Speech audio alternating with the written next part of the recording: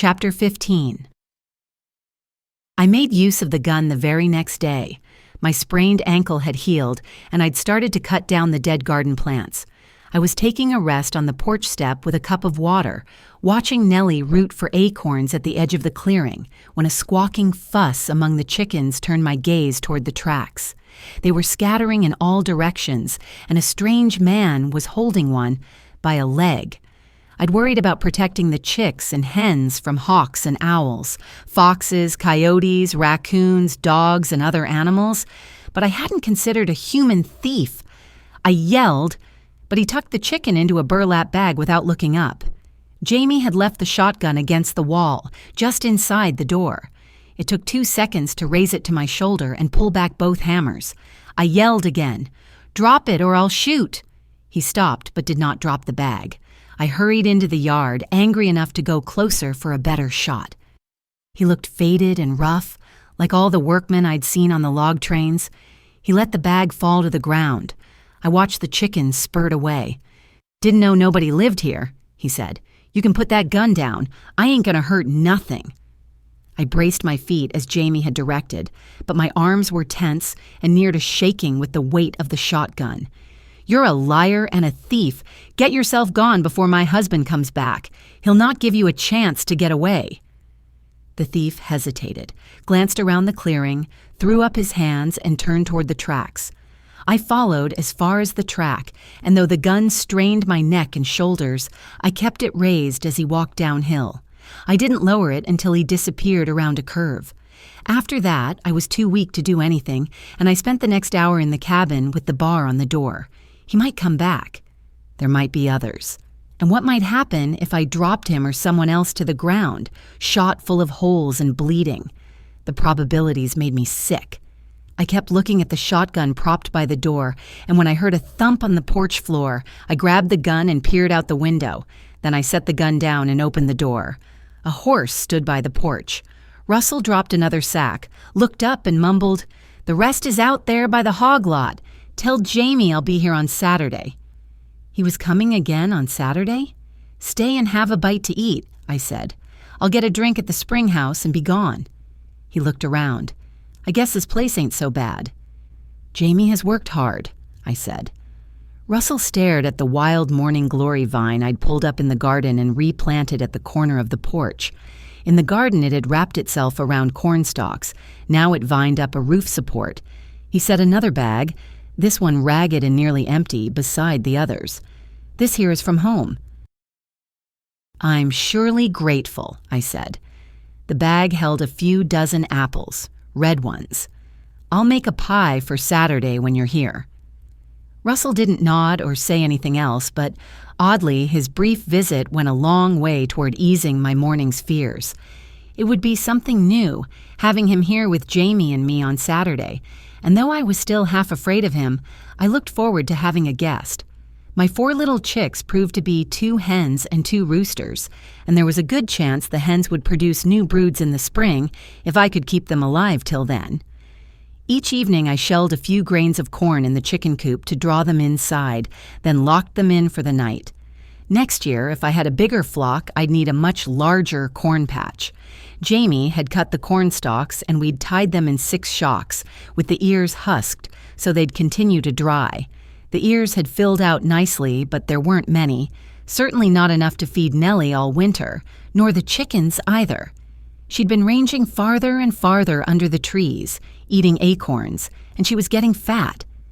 That week, I joined her in the woods, scooping acorns with a bucket and dumping them in a bin in her house, a small provision against a time when the forest floor would be covered with snow.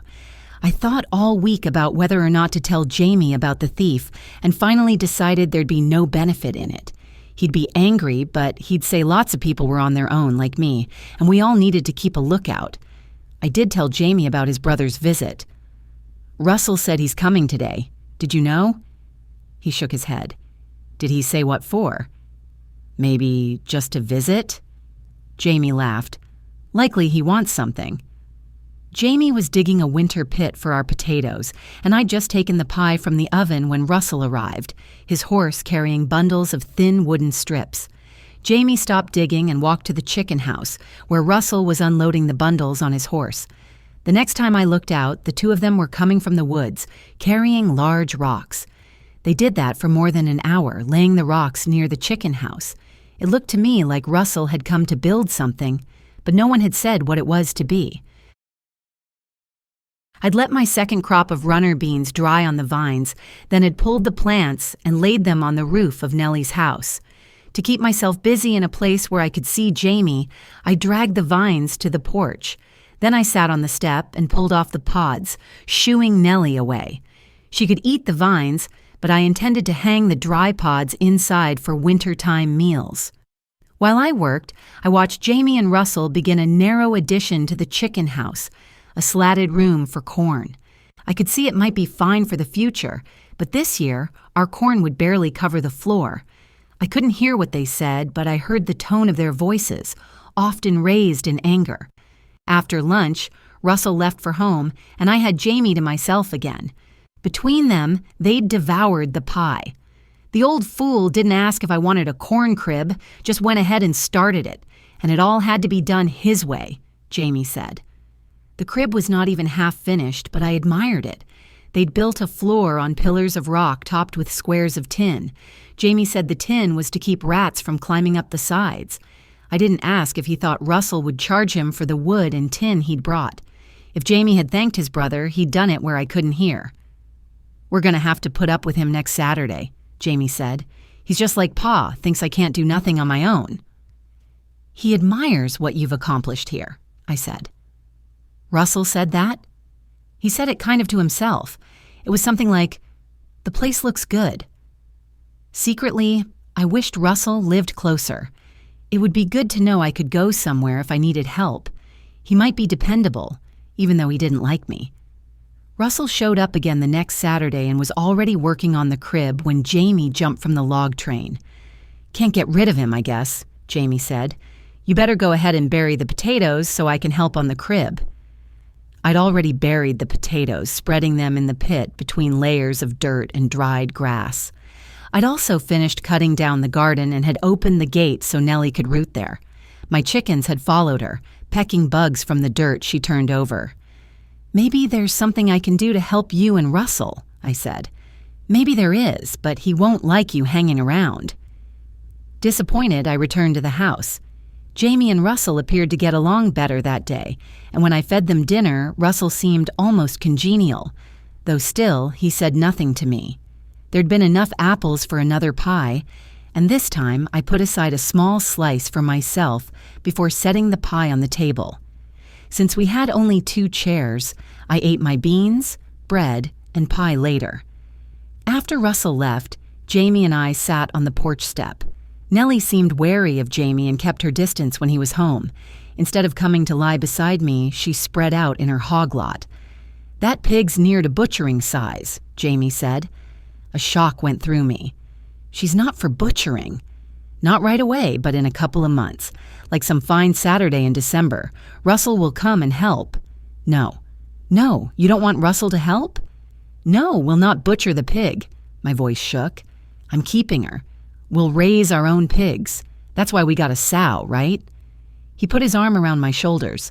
"Sure, but we'd have to take her someplace to get bread. That'd be hard to do. Right now you need meat for winter. Remember, when the snow comes, we might not get to town. Russell's got a sausage grinder. I'll fix a place in the shed to hang the hams." I'd never felt so insistent about anything. "Not Nellie." He frowned. "Who's Nellie?" "My pig." My voice broke. "She's not for butchering." "Your pig? It wasn't smart to give her a name." I got up and paced in front of the porch. "You don't know what it's like to be here alone. You see people every day, work with them, talk to them. Maybe you don't like many of them, maybe not even one. But to me it's worse, seeing no one at all."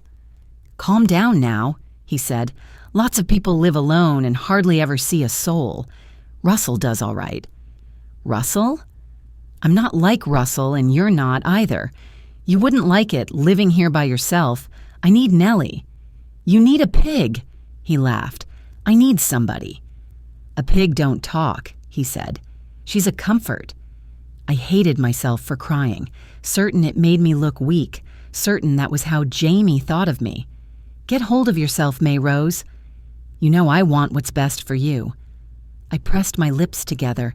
He might want the best, but I couldn't believe he was the only one who knew what the best was. We did not talk about Nellie again until the next day, when he was preparing to leave for the camp. Don't be mad, he said. Jamie, if you butcher Nellie, I think I'll die. That's fool talk, he said. You don't understand. I'll starve before... I couldn't say it. He smiled, shaking his head. You'll change your mind when you get hungry. I won't, I said. He tried to kiss me goodbye, but I kept my lips closed and still. That week I suffered from regret, as well as from my usual loneliness. At times, I doubted Jamie's decisions, but I'd never openly opposed him, and until the issue of Nellie, I'd never argued. I still felt a hard place in my middle, just thinking of his suggestion, and with Nellie snuggled on the porch beside me when I rested from work, I knew I was right. I had to make him change his mind, but what would I do if he didn't?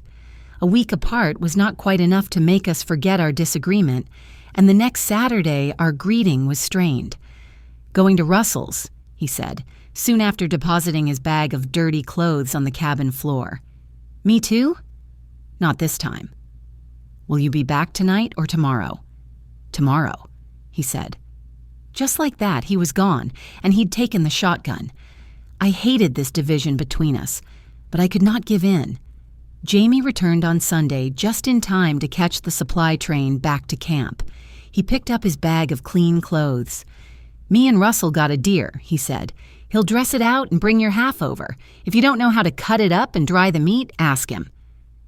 That evening when Nellie came to be let into the cabin, I said, I think maybe you're safe, but maybe only for a while.